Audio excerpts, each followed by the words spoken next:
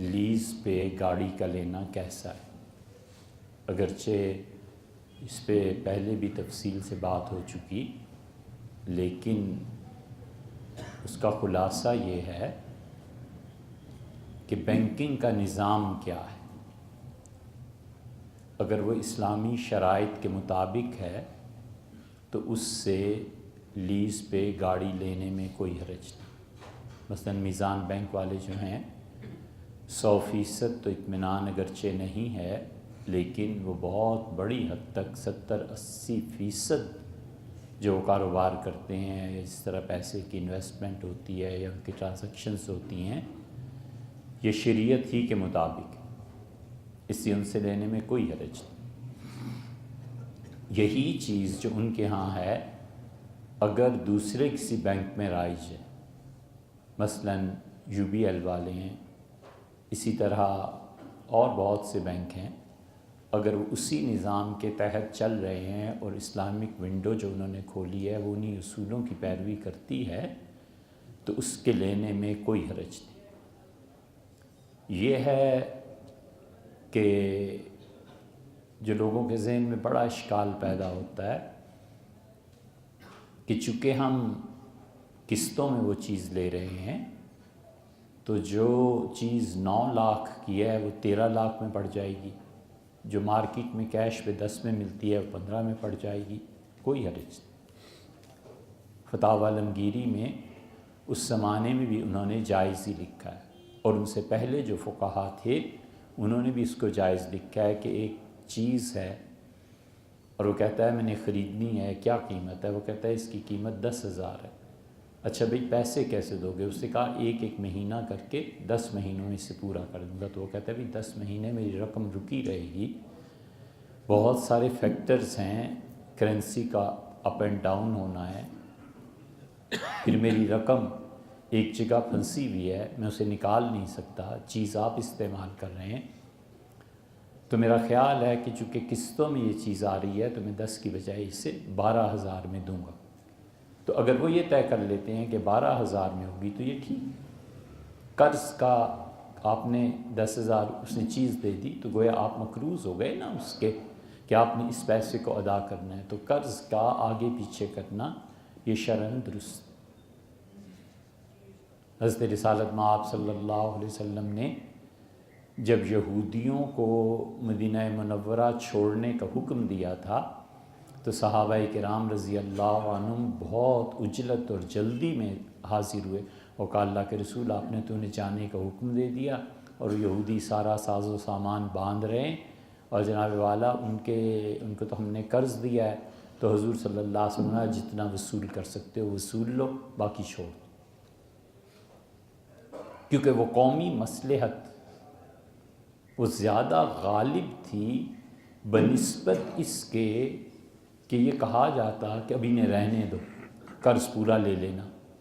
فرمایا جتنا ہو سکتا ہے وصول کرو، باقی چھوڑ دو۔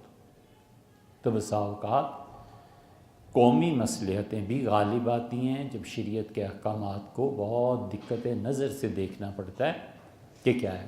اس کی ایک چھوٹی سی مثال عرض کریں آپ سے، اور شاید آپ میں سے کسی کے علم میں اضافے کا باعث بنے۔ سپریم کورٹ نے اس بات کو شروع کیا کہ آبادی کو کنٹرول کیا جائے، تو جو لوگ اس میں پارٹیسپیٹ کر رہے تھے، جتنے علماء کو انہوں نے دعوت دی تھی، ان میں سے ایک آدمی بھی شریعت کے مطابق بات نہیں کر سکا، ایک آدمی۔ سب نے وہی رسمی گھسی پٹی باتیں، اللہ رزق دے گا اور اللہ یہ کرے گا اور اللہ یہ کرے گا، جس دن اللہ کرے اس دن ہمیں بھی دکھا دیں۔ 5 بچے ہو جائیں اور 5 جب جوان ہوں اور وہ کہیں کہ ابا میری تو اللہ نے صلاحیتیں دی ہیں، مجھے تو آکسفورڈ میں پڑھنا ہے، دوسرا کہے کہ مجھے کیمبرج، تیسرا کہے لائڈن یونیورسٹی، چوتھا کہے مجھے امریکہ بھیجیں، تو پھر وہ اللہ اس وقت جو پورے کرے گا نا وہ ہمیں بھی آ کے دکھانا کہ خدا نے پورا کیا۔ ڈرنا چاہیے اللہ سے، بہتان نہیں باندھنا چاہیے۔ کیوں نہیں آبادی کو کنٹرول کیا جائے بھئی؟ یہ عذاب آگے بڑھانا ہے، بے روزگاری بڑھانی ہے، جاہلوں کی کھیپ تیار کرنی ہے۔ 10 بچے ہیں اور 10 کے 10 بدتمیز اور جاہل، اس قوم میں اضافہ کرنا۔ فقہا نے اصول کی بات لکھی ہے، فتاوی عالمگیری دیکھ لینا، یہ 16ویں 17ویں صدی کی بات ہے۔ فقہا نے اصول کی بات لکھی ہے، کاش کوئی ایک ہوتا وہ جا کر وزیر اعظم کو، چیف جسٹس کو کہتا کہ حضرت بہت اچھی بات کہی ہے، مگر اس کو ذرا سا ایسے کر دیں کہ جو آدمی جتنے افراد کو پالنے اور صحیح تربیت کرنے کے وسائل رکھتا ہے اتنے بچے کافی ہیں بس۔ ہم تو سرے سے اس نکاح کو ہی افورڈ نہیں کر سکتے جس میں بیوی کے حقوق پورے نہ کیے جائیں۔ نکاح جائز ہے، فرض ہے، واجب ہے، سنت ہے، تو دوسری طرف بھی تو دیکھو کہ نکاح حرام بھی ہے کہ نہیں۔ مثلا فقہا نے لکھا ہے کہ جو آدمی حق مہر ادا نہیں کر سکتا اس کے لیے نکاح جائز نہیں ہے۔ فقہا نے لکھا ہے جس شخص کو اپنے غصے پہ قابو نہیں ہے اور پورے چانسز ہیں کہ کسی وقت طلاق دے بیٹھے گا، اس کے لیے نکاح ہی جائز نہیں ہے۔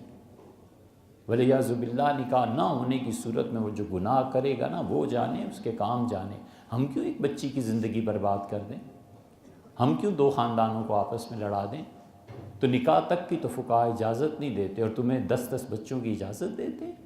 کوئی نہیں کہہ سکا جا کے کہ حضرت یہ فتاویٰ میں لکھا ہے، فقہا نے کیا، وہ کہتے ہیں بس اتنے بچے جتنی آپ پر تربیت تعلیم۔ ایک آدمی اللہ نے کروڑوں کا بزنس دیا ہے، میمن ہے، سیٹ ہے، فلاں ہے، 10 بچے پالے، الحمدللہ اچھا ہے یار۔ اور ایک آدمی جس کے پاس اتنے اسباب اور وسائل نہیں ہیں کہ وہ 2 بچوں کی صحیح پرورش کر سکے، ایک کافی ہے، مت لاؤ دوسرا دنیا۔ یہ شریعت کا وہ مزاج ہے جو ہر جگہ ملے گا، مگر گہرائی کے ساتھ مطالعہ کرنے میں ایک آدمی نہیں کہہ سکتا، اس لیے کہ انہوں نے پڑھا ہو تو انہیں پتا ہو نا کہ شریعت کیا ہے۔ تو یہ مثال ہے اس چیز کی کہ حالات، واقعات جس طرف کو دنیا جا رہی ہے ان سب کو دیکھ کے پھر فتویٰ ہوا کرتا ہے۔ ایک بات تو یہ پوچھی گئی تھی کہ بینک کی لیزنگ۔ دوسری بات اس میں صرف ایک چیز نصرت کے قرض کا آپ نے ذکر کیا، تو پیسے کے معاملے میں تو اس کو نہیں کر سکتے؟ اگر کسی نے 1 لاکھ روپے دینے اور وہ قسط طے کر لے کہ میں 1,20,000 دوں گا، پیسے پہ پیسہ نہیں کمایا جا سکتا،